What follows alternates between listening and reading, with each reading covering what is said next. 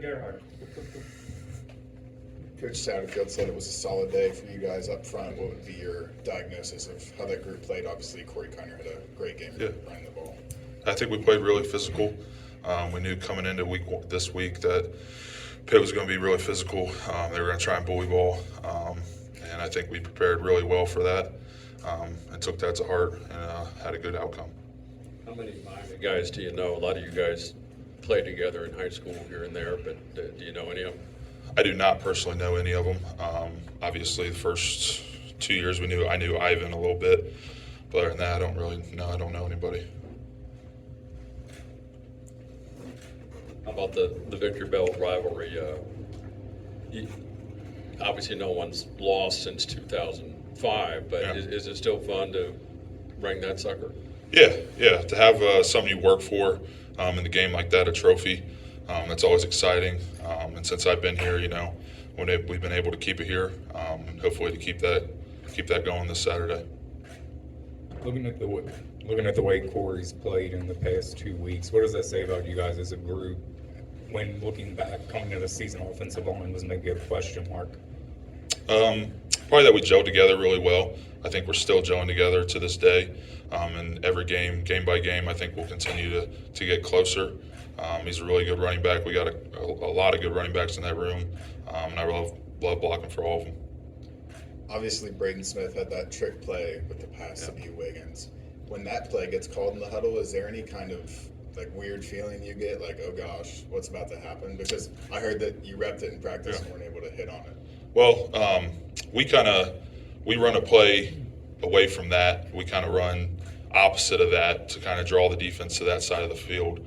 So we don't have much to do with that. It's just, honestly, I didn't even know he was throwing the ball at that point. We were all just trying to run off the ball and dent the defense.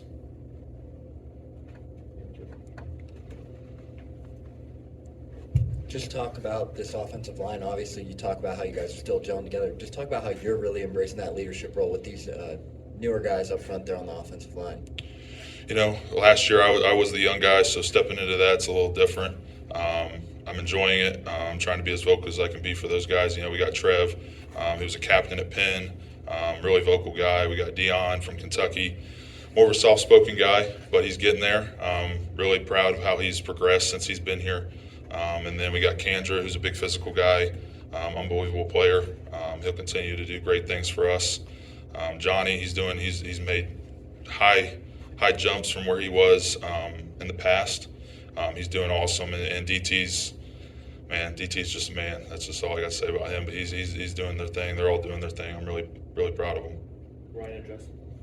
Going on the road and winning at Pitt, how can you guys build on that with your confidence inside the locker room with the Big 12 schedule coming up after this week? Like I said, I knew we all knew it was going to be a physical game. I think all the Big 12 games are going to be real physical. So just being as physical as we can be as an offensive line, and denting the defense, getting movement off the ball. It's all about that. From a scheme perspective, what's the biggest difference in the zone blocking scheme that you guys are running to maybe what you've done in the past? Just getting out running towards the sidelines a little bit. Just being as fast as we can off the ball, trying to dent the defense as well as running sideways and trying to work vertical up to the linebackers. So it's a little different that way. Dan. Did you say that DT was the man? Yeah, he is a man. I'm really happy for him. I'm so proud of him. He's continuing to make big jumps.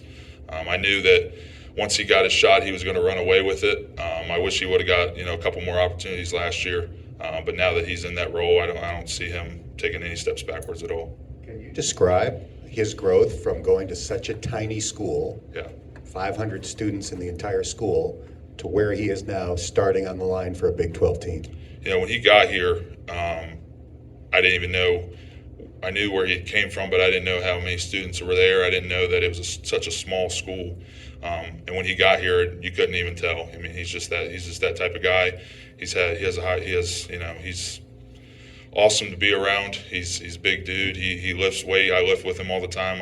I'm just got done lifted with him today, and he's just awesome to be around. Keegan, Scott. Emory Jones said after the Pitt game that Coach Satterfield's aggressive play calling really inspires him to play as well as he can. Yeah. How does that inspire the group up front? Does that help you guys, give you guys confidence at all when you know you're doing such aggressive play calls like the 4th and 1s? Yeah, it gives us a lot of confidence, that he believes in us. Ran a QB sneak earlier. Yeah, the 4th and was half a yard or so on it backed up. And we're all out there yelling at him, sniper, sniper, sniper, which is a way of us, QB sneaking in. He believes in us, and that gives us a lot of confidence. For the new guys that haven't experienced it yet, how do you describe a night game at Nippert? Oh, it's awesome. I'm so excited for that. It's going to be rocking like it always has been since I've been here for a Nip at night, and it's going to be really fun. Anything else? All right, thanks, Gavin. Appreciate it, guys.